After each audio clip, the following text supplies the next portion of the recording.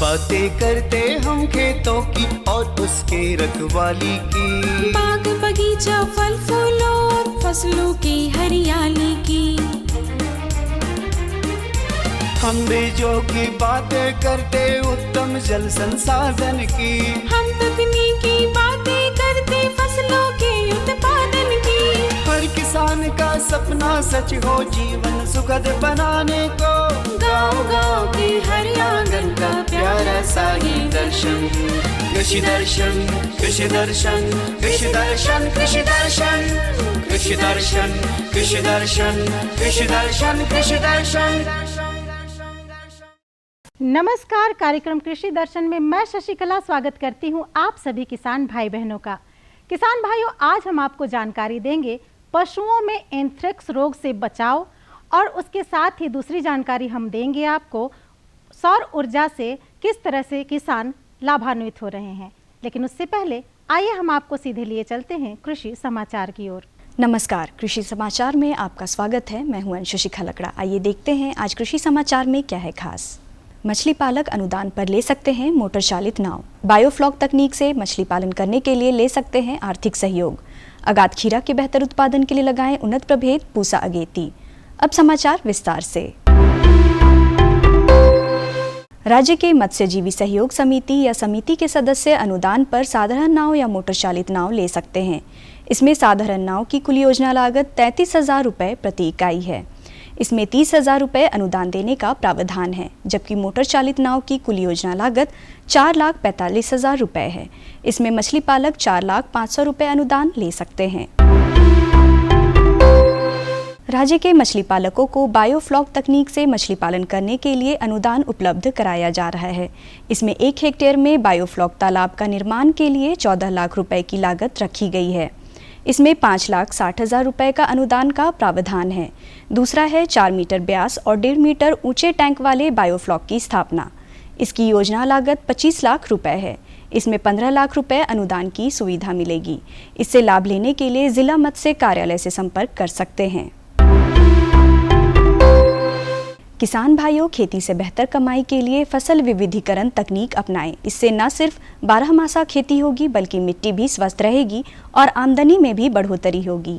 किसान भाइयों जोहार, जो आप लगाएंगे वही तो पाएंगे। इसलिए हम ये निश्चित करते हैं कि क्या लगाना है ताकि उसी तरह से उपज और उसकी गुणवत्ता हो। तो किसान भाइयों, झारखंड में जो खीरा के मुख्य किस्म जो अच्छा कर रही हैं वो हैं पूसा अगेती, पूसा आप कह सकते हैं लॉन्ग ग्रीन, बालम खीरा। ये सब इसका अगर इस्तेमाल करेंगे, आप किस्म का चुनाव करेंगे तो निश्चित रूप से पूसा, बल्कि जापानीज़ ग्रीन कहते हैं उसको, ये अगर ले लेते हैं तो खीरा के अच्छे चुनाव हो जाएंगे। राज्य के जो किसान खीरा की अगाध खेती करना चाहते हैं, वे जल्द से जल्द बुआई का काम पूरा कर ले। अगाध खीरा के बेहतर उत्पादन के लिए उन्नत प्रभेद पूसा अगेती लगाएं। फसल विविधीकरण का मतलब है एक खेत में साल दर साल चुनिंदा इक्का दुक्का फसलों की खेती न करके अलग अलग फसलों की संख्या बढ़ाना। जैसे धान, गेहूं, मक्का के अलावे मौसमी सब्जी भी लगाएं। साथ ही दलहन तेलहन की भी खेती करें। इससे आपका खेत सालों भर फसलों से हरा भरा रहेगा और आप पूरे वर्ष कमाई कर पाएंगे। अभी गर्मा धान की खेती का मौसम चल रहा है। बिरसा रीजर हल एक ऐसा कृषि उपकरण है जिससे धान की खेती के लिए आप खेत की जोताई और कादो करने का काम कर सकते हैं। इससे 12 से 14 सेंटीमीटर गहरी जोताई की जा सकती है।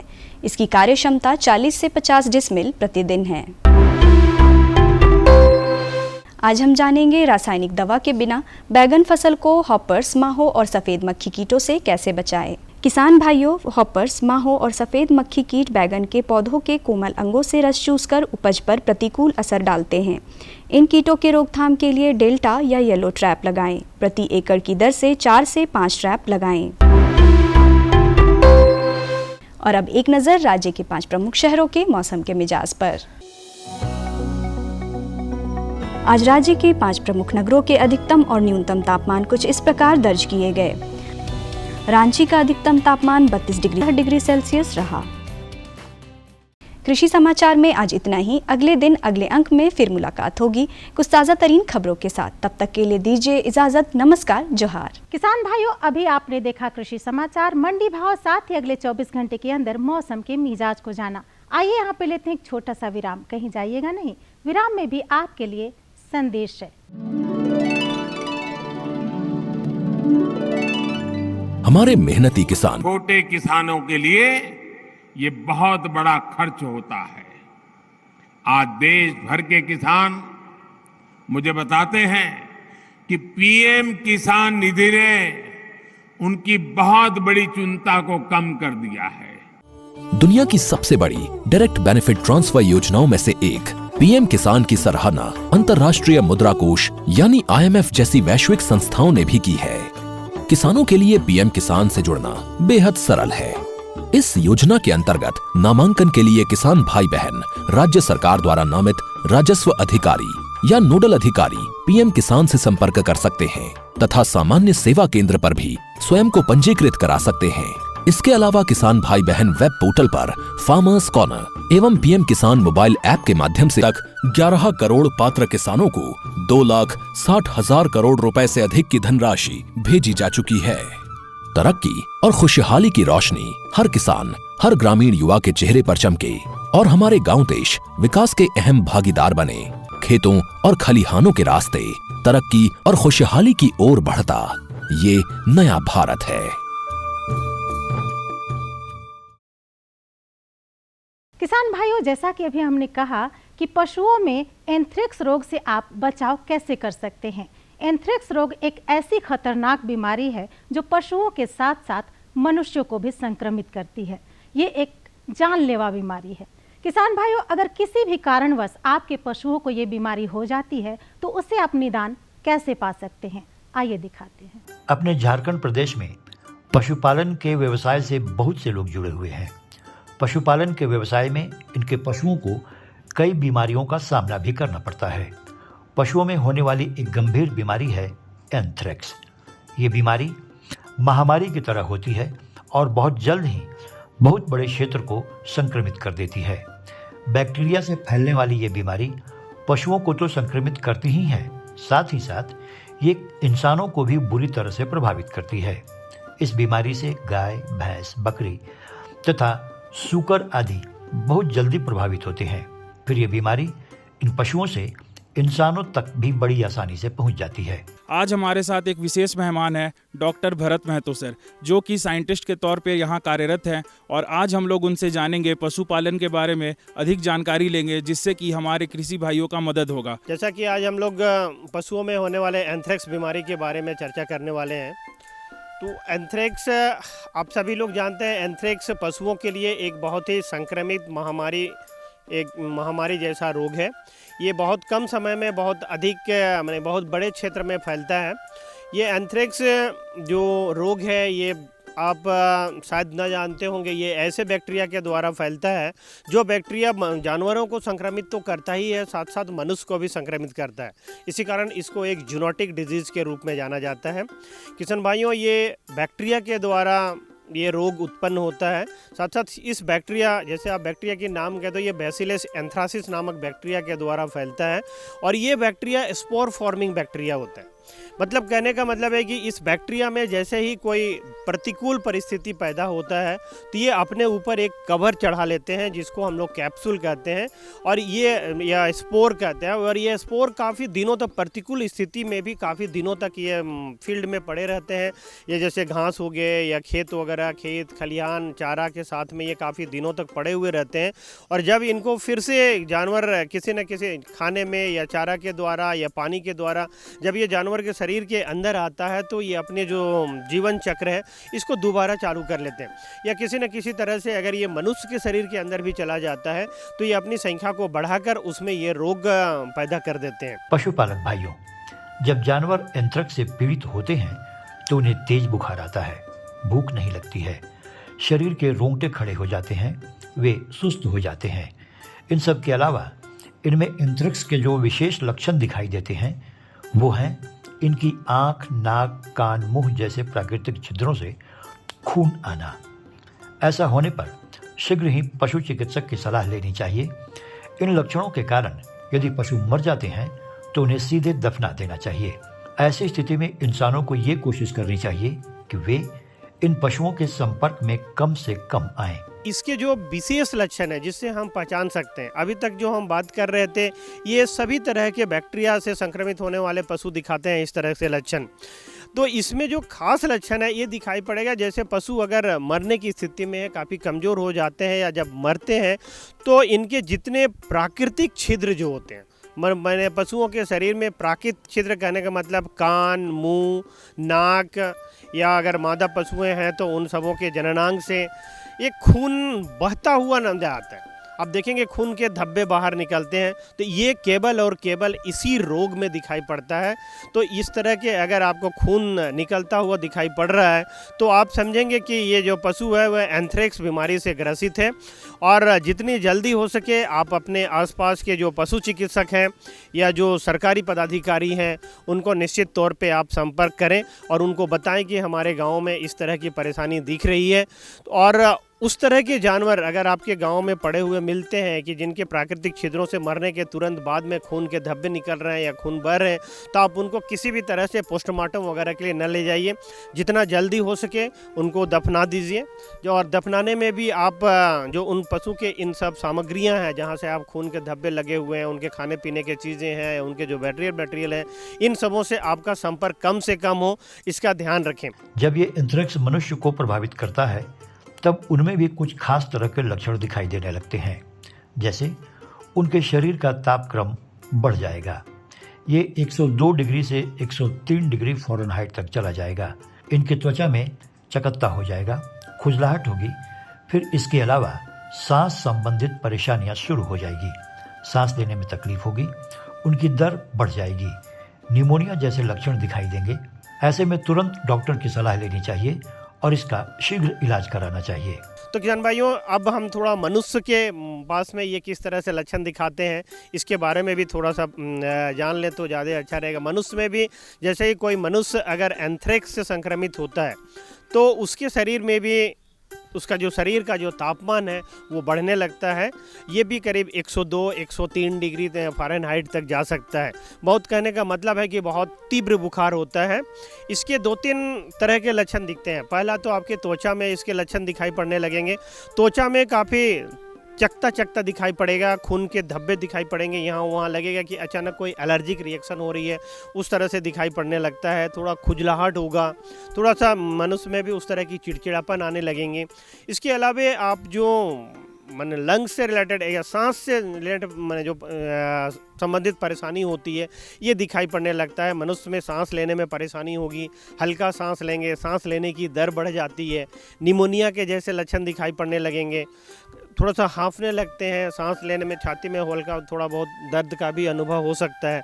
तो इस तरह से अगर लक्षण दिखाई पड़ते हैं तो आप समझ लेंगे कि उन जो एंथ्रेक्स जो बीमारी है ये पशुओं से मनुष्य तक जो उसके सेवा शुश्रूषा कर रहे हैं उस सब मनुष्यों में ज़्यादा संभावना होती है, तो वहाँ तक ये पहुँच चुके हैं। तो आपको सतर्क रहने की ज़रूरत है। जितना जल्दी हो सके आप अपने रक्त की जांच करा लें और चिकित्सकों से उचित सलाह जरूर लें।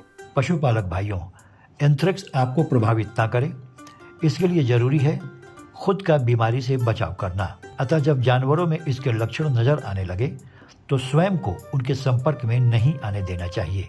इसके अलावा जब एंथ्रेक्स से पीड़ित पशु मर जाते हैं तो उनकी चीज़ों को जैसे उनके बिस्तर, खून के थक्के को सावधानी से उठाकर दफना देना चाहिए। इसके बाद उस क्षेत्र में जहां पशु मरे थे वहां कीटनाशी का छिड़काव कर दें। पशुपालक भाइयों, पशुओं को एंथ्रेक्स से बचाने के लिए उनका टीकाकरण अवश्य कराएं।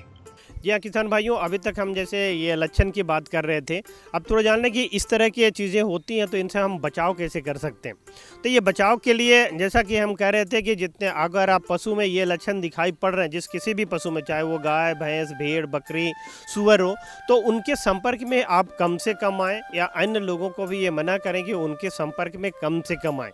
या उनके आसपास के जो भी चीज़ें हैं, चाहे उन पशु जहाँ पर मरा है उसका जो बिछावन की सामग्रियाँ हैं, या हम कह रहे थे कि उनके नाक, कान, मुंह या मलद्वार या जननांग से जो खून के माने खून बाहर निकले हुए रहते हैं, जो थक्के जमे हुए रहते हैं, उन सबों को भी अच्छी तरह से उठाएं और जितना जल्दी हो सके जानवर के साथ ही उसमें दफना दें। उसके आसपास में अच्छे कीटनाशक दवाओं का जितना जल्दी हो सके आप छिड़काव करें। और ये तो रही, जब हो जाता है उसके बाद इसको फैलने से हम कैसे रोक सकते हैं। इसके अलावा इन पशुओं में ना हो इसके लिए आप अपने आसपास के जो पशु चिकित्सालय वहाँ पे जो पशु चिकित्सक रहते हैं उन सबों से इसके वैक्सीन के बारे में ज़रूर बताएं। ये वैक्सीन साल में एक बार दिया जाता है और साल में अगर अपने पशुओं को एक बार इस वैक्सीनेशन को करते हैं और लगातार कई सालों तक आप अगर अपने आसपास के गाँव में भी करते हैं तो ये बीमारी आसपास के क्षेत्र से ही हट जाती है। तो इस तरह से वैक्सीनेशन करके आप अपने पशुओं को तो बचा ही सकते हैं इस बीमारी से, साथ साथ जो हमारा समाज है उन समाज को भी ये एंथ्रेक्स की चपेट से आने से आप बचा सकते हैं। पशुपालक भाइयों, एंथ्रेक्स एक गंभीर बीमारी है जो जानलेवा बन जाती है। अतः वैज्ञानिकों के कहे अनुसार उसका समय पर टीकाकरण कराएं तथा बीमारी के लक्षण नजर आने पर डॉक्टर की सलाह लें।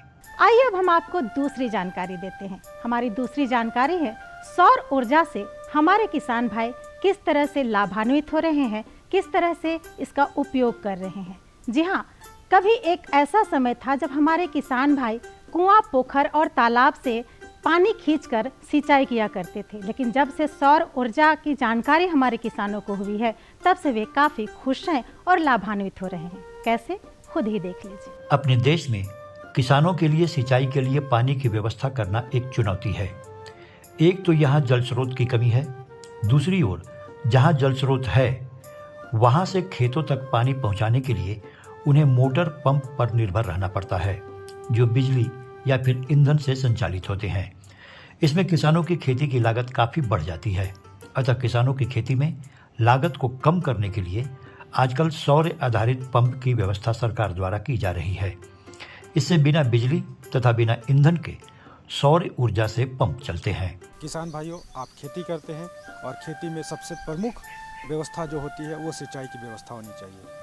कभी कभी हमारे किसान भाई इन व्यवस्थाओं में बिजली ना होने के कारण बहुत दिक्कतों का सामना करना पड़ता है। ऐसे में सरकार की जो योजना है सौर आधारित सिंचाई व्यवस्था, इसका लाभ आप कैसे लेंगे और क्या फ़ायदे हो सकते हैं इससे, आपको इसी सब के बारे में जानकारी देने के लिए आज हमारे आए हुए हैं कृषि विज्ञान केंद्र दिव्यायन, जहां आज विशेषज्ञ के रूप में आप हमारे साथ मौजूद हैं डॉक्टर ओपी शर्मा, जो हमें जानकारी देंगे कि सौर आधारित सिंचाई व्यवस्था क्या है और कैसे इसका लाभ ले सकते हैं। क्योंकि झारखंड में अभी जो सभी जगह जो सिंचाई की जो समस्या है, एक तो पानी की समस्या है, दूसरी ओर उनको बिजली पर डिपेंडेंट होना पड़ता है या ईंधन पर डिपेंडेंट होना पड़ता है। तो आज के डेट में जो किसानों की लागत कृषि में कैसे कम किया जाए, तो उसमें सिंचाई व्यवस्था, सौर पंप आधारित जो सिंचाई व्यवस्था है उसमें किसानों को बिना बिजली का उसमें सिंचाई किया जा सकता है। जैसा कि किसान भाई सब जानते हैं कि सौर ऊर्जा का जो ये है, सोलर पैनल से जब उसमें इलेक्ट्रिसिटी में जब कन्वर्ट होता है, बिजली में कन्वर्ट होता है, तो उससे हमें डीसी करंट मिलता है। और सोलर पंप किसान बिना बिजली का, मतलब सौर ऊर्जा से जो एनर्जी मिल रहा है उसको हम लोग कन्वर्ट करके और सोलर पंप को चलाते हैं। तो बिना बिजली का किसानों को पंप चलाने के लिए जो उसमें खर्च होता है वो सीधा बच जाता है और किसानों को इसमें काफ़ी सहूलियत होती है और इसमें काफ़ी फ़ायदे होते हैं। सोलर पंप से सिंचाई करना बहुत ही आसान है। इसके लिए सबसे पहले जल स्रोत जैसे बोरिंग में समरसेबल पंप लगाते हैं, फिर उसे सोलर सिस्टम पैनल से कनेक्ट कर देते हैं। इससे स्विच ऑन ऑफ करने से पंप का कंट्रोल अपने हाथ में आ जाता है और बिना किसी बिजली की सहायता के पानी खेतों तक पहुंच जाता है। किसान भाइयों, झारखंड में कुसुम योजना के अंतर्गत आप सौर आधारित सिंचाई व्यवस्था का लाभ ले सकते हैं। सोलर पंप का उपयोग करने के लिए सबसे पहले जो किसान को एक पानी का स्रोत, जैसे बोरिंग अगर है तो जैसे सबमर्सिबल पंप को उसमें हम लोग लगाते हैं और उसको लगाने के बाद जो है उसको हम लोग प्राइमिंग करके और फिर जो इसमें स्विच को ऑन ऑफ जब करते हैं तो उसमें हमें सिंचाई जो है आउटपुट के रूप में पानी मिलता है और उसको हम लोग डायरेक्ट खेतों में ले जा सकते हैं। इसके लिए जो गवर्नमेंट का जो स्कीम है, इसमें किस तरह से वो फ़ायदा लेंगे, जो झारखंड सरकार की कुसुम योजना है, उसके बारे में किसानों को सबसे पहले जो जरेड़ा जो स्कीम है, कुसुम योजना जो सरकार की योजना है, उसके बारे में किसानों को कैसे आवेदन को डाउनलोड करना है या उसको भरना है, इसके लिए क्या क्या डॉक्यूमेंट्स की ज़रूरी है वो जानना ज़रूरी है। किसान भाइयों, कुसुम योजना झारखंड तथा केंद्र सरकार द्वारा संयुक्त रूप से चलाई जा रही एक योजना है। इसका लाभ एक अकेला किसान भी ले सकता है और किसी भी तरह के किसानों का समूह भी इसका लाभ ले सकता है। इस व्यवस्था को लगाने में किसानों को मात्र 5% राशि खर्च करने होते हैं। बाकी 95% की राशि केंद्र सरकार तथा राज्य सरकार द्वारा उन्हें अनुदान के रूप में मिल जाती है।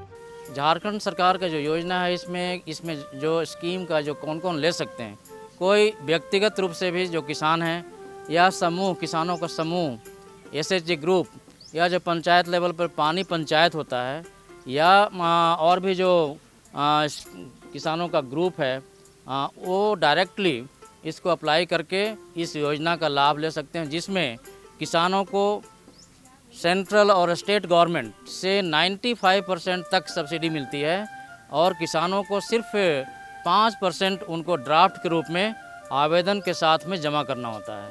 जैसे कोई किसान 2 HP के लिए अप्लाई कर रहे हैं तो उसमें किसानों को 95% सब्सिडी मिलेगी और 5,000 रुपये का ड्राफ्ट उसको जमा करना पड़ेगा।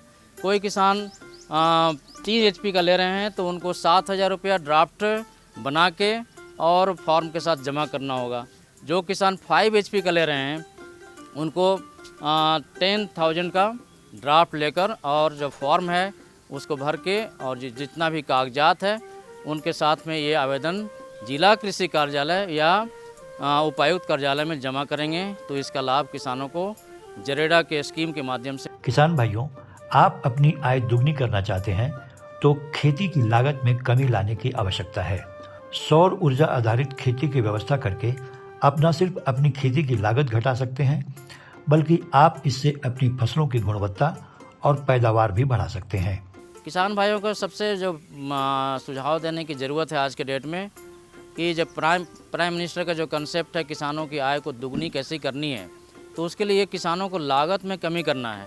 और लागत किस रूप में कमी करना है? सिंचाई में भी खर्च होता है, बीज में खर्च होता है, फर्टिलाइज़र में खर्च होता है। तो कैसे हम लोग कम से कम सौर ऊर्जा पर आधारित जो पंप या सिंचाई व्यवस्था है उसका उपयोग करके और हमने जो किसानों का जो लागत है उसको हम लोग कम कर सकते हैं और इसका बेनिफिट किसान को बहुत ही ज़्यादा उपज के रूप में, अगर सिंचाई सही होगी, टाइमली सिंचाई किसान कर पाएंगे तो उन्हें काफ़ी उत्पादन में भी वृद्धि होगी और पर यूनिट जो प्रॉफिट है वो भी उनका पर यूनिट एरिया बोल सकते हैं वो भी बढ़ोतरी होगी। आज किसानों की आमदनी बढ़ाने के लिए सरकार तरह तरह की योजना चला रही है। कुसुम योजना भी एक ऐसी ही योजना है जिसके अंतर्गत किसानों को सौर ऊर्जा आधारित सिंचाई व्यवस्था उपलब्ध हो रही है। इसका इस्तेमाल करके किसान खेती में अपनी लागत घटा सकते हैं तथा अपनी आमदनी बढ़ा सकते हैं। तो ये थी हमारी आज की जानकारी। हमारी जानकारी आपको कैसी लगी आप हमें इस पते पर लिख सकते हैं। जल्दी से हमारा पता नोट करें। हमारा पता है कार्यक्रम कृषि दर्शन, कृषि प्रकोष्ठ द्वारा केंद्र निदेशक, दूरदर्शन केंद्र, रातू रोड, रांची। पिन संख्या है 834001। इसी तरह से हमारा कार्यक्रम देखते रहिए और लाभान्वित होते रहिए। फिर मिलेंगे, तब तक के लिए कृषि दर्शन की पूरी टीम के साथ मुझे दीजिए इजाजत। नमस्कार, जोहार।